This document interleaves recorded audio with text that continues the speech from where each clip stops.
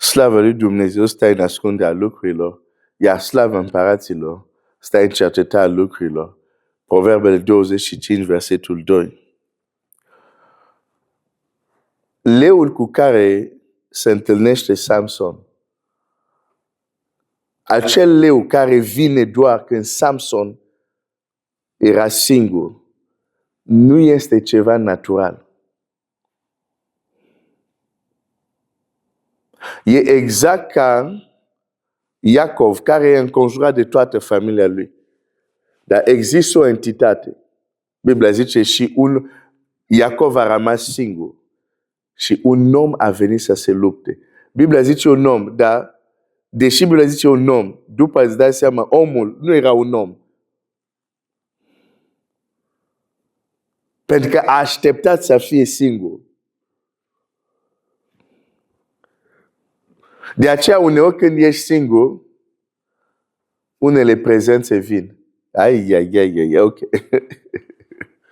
Pentru că e ceva spiritual.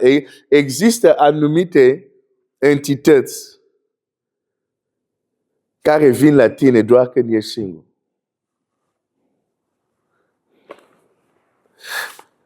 Și Biblia, când noi ne gândim la leu, Biblia zice așa,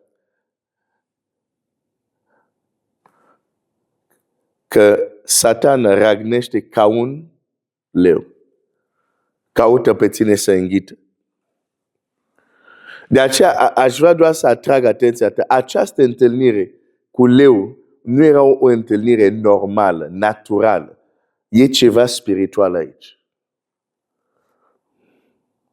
Leu cu care s-a luptat Samson când era singur reprezenta o anumită entitate. Chiar dacă era un leu fizic, dar în spatele lui era o altă entitate. Ok. Știm din Scriptură că chiar animale pot să fie energizate de entități. De exemplu, demon, legiune, a intrat în porci. Și porci s-au comportat într-un mod în care nu se comportă de obicei. Dintr-o dată, porci au avut chef să înnoate în mare. Acel chef nu a venit de la ei. De când acei porci erau plimbate acolo lângă mare, niciodată nu s-au aruncat în mare. Dar acum, în spate, erau entități care controlau acei porci. Da? Îți dau Scriptura ca să înțelegi ce vreau să spun. Acel leu nu era un leu simplu.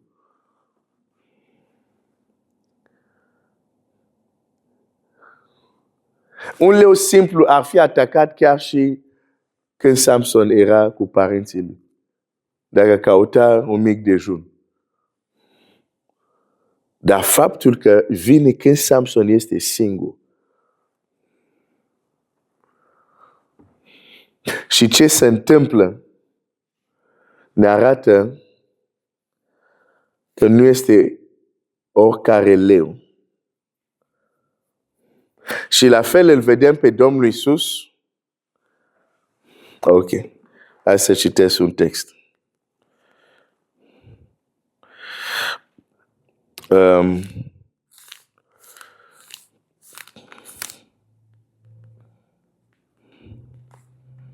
Să mergem la Domnul Iisus.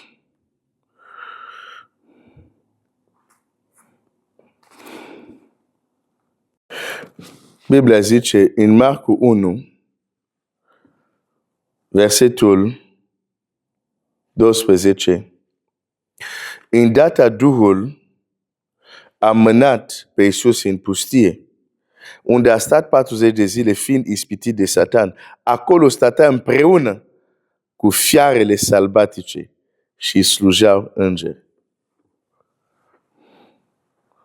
Foarte interesant. De ce crezi că Scriptura menționează fiare sălbatice?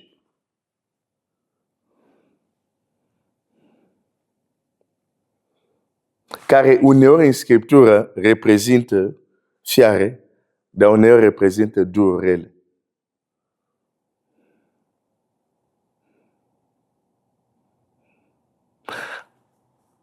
Domnul Iisus, înainte să înceapă lucrarea sa, fiind singur, a avut o bătălie.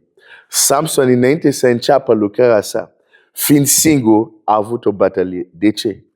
Pentru că nimeni nu poate să intre în casa omului tare fără mai întâi să alege și apoi poate jefui. Nimeni. Și aici Domnul Iisus aplică acest principiu. Mai întâi a avut de a face, trebuia să aibă o confruntare el cu Satan,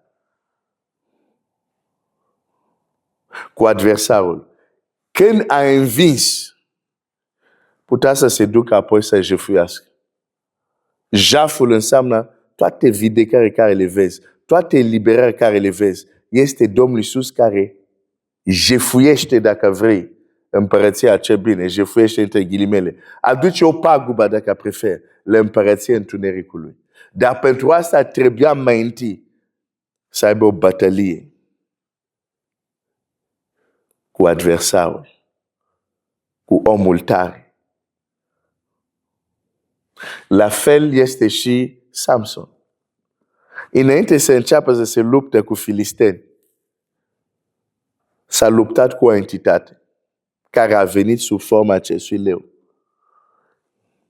Pentru că nimeni nu poate intra într-un teritoriu unde este deja o împărăție organizată și să lovește acolo, s-a scos pe cei închiși, s-a scos pe prizonieri, dacă mai întâi nu te-ai luptat cu omul tare.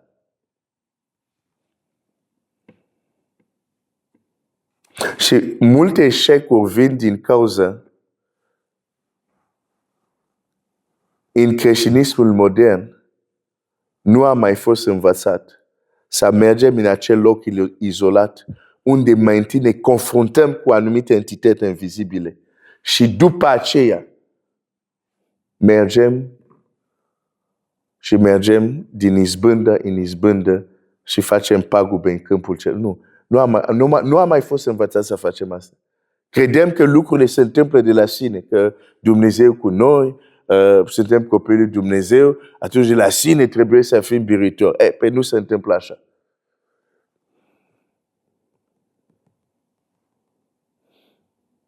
Acelui care va birui. Asta înseamnă că nu doar Iisus trebuie să fie biruitor, fiecare dintre noi trebuie să fim biruitori. Asta înseamnă că fiecare dintre noi există acea pustie, există acest context unde ne urcăm pe ring și dăm lovituri și suntem loviți.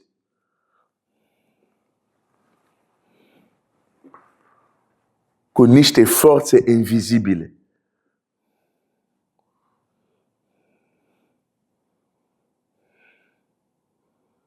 Totul începe mai întâi invizibil.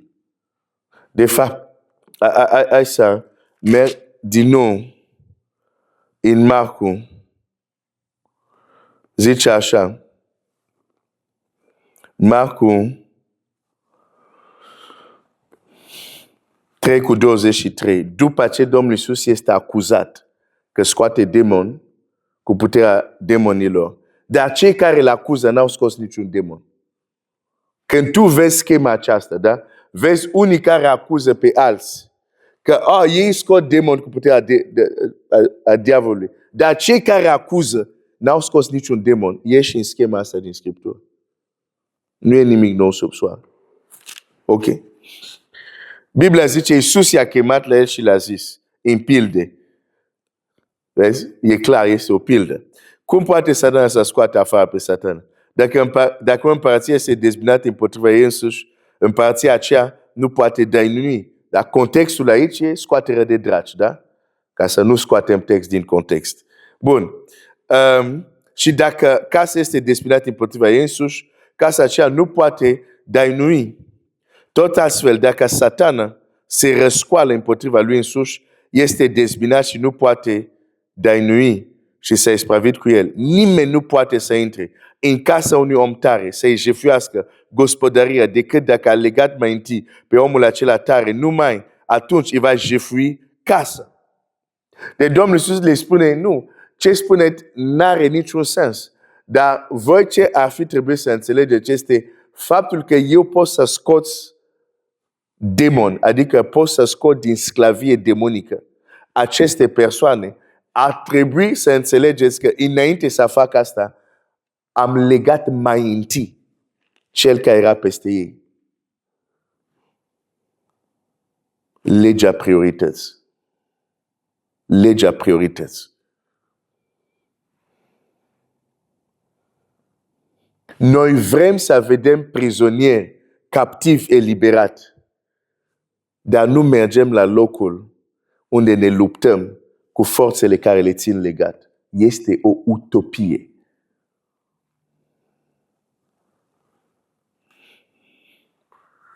Și ne plângem și ne rugăm, Doamne, Doamne, Doamne. La un moment dat, vezi, Biblia zice tot fel de rugăciuni. E un moment dat unde te rogi. E un moment unde intri în luptă.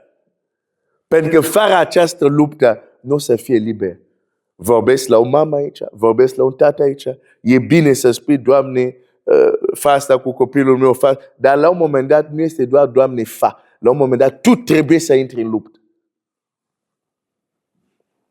Biblia zice, Pavel zice despre Epafras, el care se luptă în rugăciunile sale. La un moment dat, rugăciune capătă dimensiunea de luptă. Acolo intervine energie. Acolo când, de exemplu, dacă nu te-ai rugat niciodată energic pentru copiii tăi, doar zici că ți le încredințezi. E ok, e un lucru bun. Dar înseamnă că nu te-ai luptat încă pentru ei. Și dacă nu te-ai luptat încă pentru ei, cum vrei să fie liber? Dacă deja au anumite forțe care domină asupra ei, asupra lor. Cum? Nu, Dumnezeu să facă. Nu, Dumnezeu zice și tu trebuie să te lupți. Pavel este clar. Noi nu avem de luptat împotrivă. Dar mă opresc aici. O să continuăm mâine. Dumnezeu să te binecuvinteze.